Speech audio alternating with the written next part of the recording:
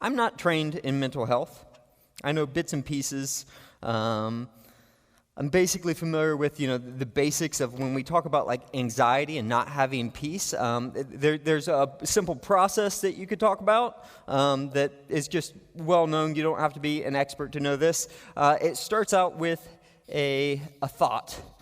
Something's going wrong. There's a problem, something you see, something that worries you in the world, and there's a thought that happens, and then that thought then doesn't just stick in your brain, though. You feel it. You experience an emotion then, like embarrassment, anger, whatever. You freak out, and then because your body's experiencing it, your heart's racing, you're breathing, suddenly you believe that it's true.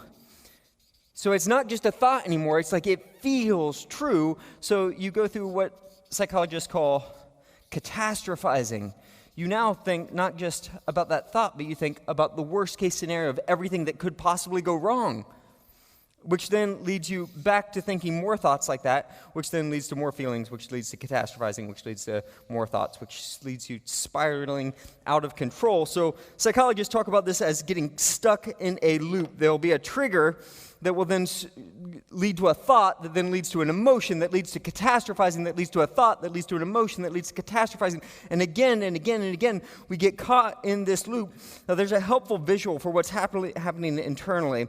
So I want to show you this short video clip, if we can, and explain this. This is what's happening in your brain.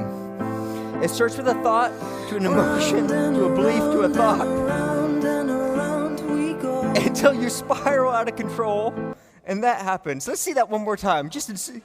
One more time. This is what's happening in your brain.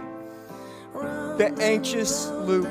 And then this is your panic attack. All right. Any questions?